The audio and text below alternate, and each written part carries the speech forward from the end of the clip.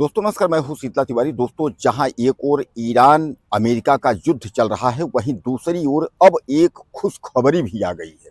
खुशखबरी ये आई है कि ईरान की पीएम मोदी से बात हो गई है।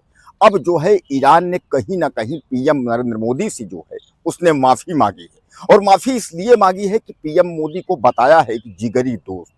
हालांकि ईरान ने यह कहा कि भारत की जनता को हम उतना ही प्यार करते हैं जितना हम पहले प्यार करते हैं। यह जरूर है कि अमेरिका को लेकर के कुछ हम बीच में, यानी हम दोनों के बीच में मतभेद जरूर हो गया था, लेकिन ऐसा नहीं है कि हम हिंदुस्तान की जनता को अकेला छोड़ देंगे। यानी कहीं ना कहीं जहां एक ओर जो है युद्ध चल रहा था और लॉकडाउन की स्थिति बन रही थी, वहीं बीच में एक जो है सुख, यानी संदेश आ गया है, खुशखबरी जिसको आप बोलते हैं, वह आ गई है कि ईरान एक बार तैयार हो गया है। उसने कहा है कि हम अपने हिंदुस्तान की जनता को अकेला नहीं छोड़ेंगे। दोस्तों, यह बहुत बड़ी खबर है कि ईरान एक बार यानी माफी मांगी अपने नरेंद्र मोदी देश के प्रधानमंत्री से, यानी घुटने टेक दिए। हालांकि जब मैं बता दूं आपकी कि लड़ाई इजराइल से चल रही है और ईरान की लड़ाई इजराइल से चल रही है, इजराइल और अमेरिका मिल करके और ईरान पर जो है हमला कर रहे हैं, लेकिन वहीं जो है ईरान नरेंद्र मोदी की चुप्पी को लेकर के जो है उसने यह जरूर शर्मिंदगी जताई है कि पीएम नरेंद्र मोदी को कहीं ना कहीं जो है इस पर बोलना चाहिए। हालांकि हमारे देश में भी तमाम जो है जो मीडिया से लेकर के कुछ लोग हैं और उसके बाद जो विपक्ष के लोग हैं, वह भी नरेंद्र मोदी की चुप्पी पर लेकर के जो है वह सवाल जरूर करते रहे, और अंत में जो है वह ईरान ने यह बात कही दिया, ईरान ने यह बात स्पष्ट यानी खुले शब्दों में कह दिया कि प्रधानमंत्री नरेंद्र मोदी या हिंदुस्तान की जनता से हमें कोई शिकायत नहीं है। अब जहां हमारा जो है 24, आपने देखा था जहाज, यानी जो एलपीजी और तेल के टैंकर वहां समुद्र में फंसे हुए थे, जिनमें 3 से 4 5 जो है निकले थे धीरे धीरे करके। अभी काफी जहाज फंसे हुए हैं। अब उनको जो है वार्ता के बाद अब निकालने की तैयारी जो है वह शुरू हो गई है। लेकिन सबसे बड़ा इसमें जो है जो मिर्च लगा है, वह मिर्च अमेरिका को लगा है। अमेरिका नहीं चाहता है कि भारत का ईरान से कोई संबंध हो। आपको याद होगा कि इसके पहले जो है भारत इराक से जो है खरीद फरोख्त जो है वह एलपीजी और तेल संबंधित का करता था, जिस पर अमेरिका ने प्रतिबंध लगा दिया था। इसलिए जो है अब भारत का जो खरीद फरोख्त है वह जो है ईरान से शुरू हो गया। लेकिन ईरान से जो इजराइल की लड़ाई हुई, जिसमें जो है अमेरिका हस्तक्षेप किया और अमेरिका और इजराइल मिल करके ईरान पर जब हमला शुरू कर दिए, तो कहीं ना कहीं भारत के लिए फिर एक मुसीबत खड़ी हो गई। जैसा कि आप जानते हैं कि 50% गैस और 60% जो तेल है, यह जो है हम ईरान से लेते हैं, यानी भारत जो है ईरान से जो है मंगवाता है। अब जहां एक और जो है चारों तरफ से जो है निराशा दिख रही थी, कई देशों से पीएम नरेंद्र मोदी ने जो है वह गैस, एलपीजी और तेल की जो है मांग की है, और वहीं जो है देश में कहीं ना कहीं लॉकडाउन की स्थिति बन गई है। पीएम नरेंद्र मोदी को जो है सदन में खड़े होकर के और कहना पड़ा कि कहीं ना कहीं जो है अब देश जो है वह संकट की ओर जा रहा है।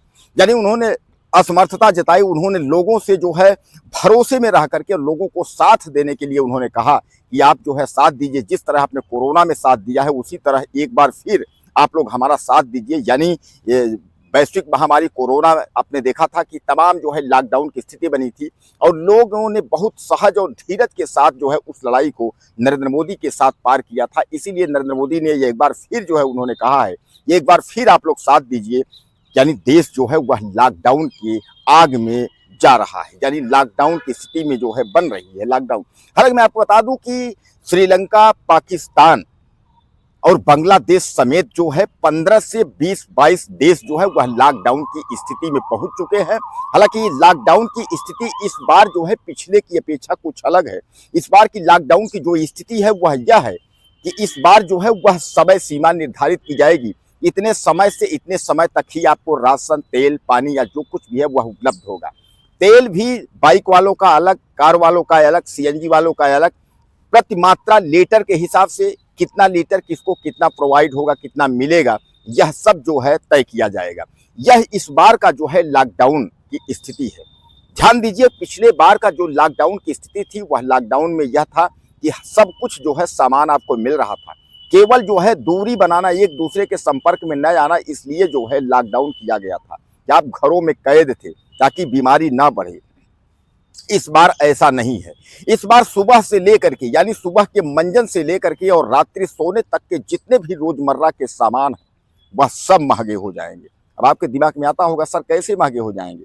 अब आप समझिए कि जब अगर रसोई गैस महंगी होगी यानी एलपीजी सिलेंडर महंगा हो गया, उसको छोड़िए, उसके बाद जो है अब आप पहुंच जाइए डीजल पेट्रोल पे, ऑयल पे। आपको पता है कि ऑयल से ही सब कुछ है, यानी जो है कोई सामान इधर से उधर जाना जो है ऑयल से ही है, चाहे वो जहाज से सामान आए चाहे कहीं से भी सामान आए, बगैर ऑयल माल की ढुलाई नहीं होगी तो कहाँ से होगा। और जब डीजल पेट्रोल अगर इतना महंगा होगा तो माल की ढुलाई जो है सामान्य बात है कि वह महंगी होगी, और जब महंगी होगी तो जो सामान है वह सब महंगे होंगे।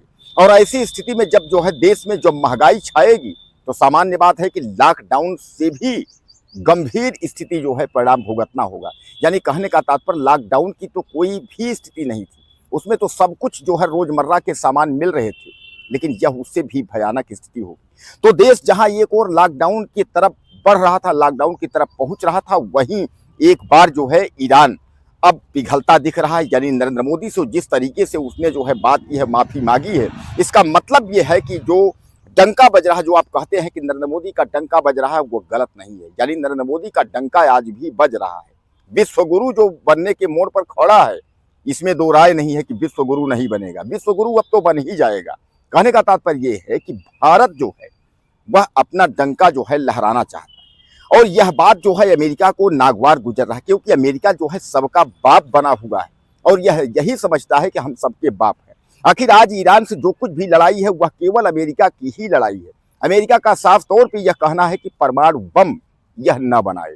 अब आप समझिएगा, परमाणु बम जो है ईरान न बनाए, इसी बात को लेकर के अमेरिका जो है इजराइल से हमला करवा रहा है ईरान पर, और उसी बात को लेकर के उसी का भुक्तभोगी जो है वह भारत हो रहा है।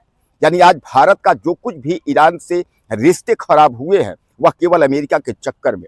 लेकिन कुल मिलाकर के जो भारत लॉकडाउन की स्थिति की ओर जा रहा है, अब कहीं ना कहीं जो है एक बार संभलने में मुश्किल होगी। दोस्तों एक बात तो आप समझ लीजिए कि अगर ईरान समेत तमाम देश अगर जो है हाथ खड़े कर दिए तो भारत तो कहीं का भी नहीं रहेगा। क्योंकि आप जानते हैं कि रोज अगर डेली की अगर स्थिति की हम बात करें, चाहे ऑयल की बात करें चाहे एलपीजी की, तो उतनी खपत एक दो जहाज जो भारत में पहुंच रहा है उससे कुछ होना जाना नहीं है। यानी पर डे की खरीद फरोख्त है, भंडारण की स्थिति उतना नहीं बन पाई है, कितने दिन के लिए हम भंडारण कर सकते हैं। इसलिए जो है ईश्वर ऐसा न करे कि लॉकडाउन की स्थिति में जो है भारत एक बार फिर जाए, लोगों को जो है दिक्कत हो। कहने का तात्पर्य ये है कि हालांकि ईरान अभी 5 दिन 6 दिन के लिए जो है अभी लड़ाई बंद है, वार्ता चल रही है, लेकिन ईरान ने जो है साफ तौर पे यह कहा है कि हम सीज फायर यानी माने कुछ नहीं, हम कुछ मानने को तैयार नहीं है। यानी ईरान ने साफ तौर पे कह दिया है कि हम मानेंगे नहीं। भाई सामान्य बात है कि उसमें अमेरिका की जो भी शर्तें हैं ईरान मानने को तैयार नहीं है।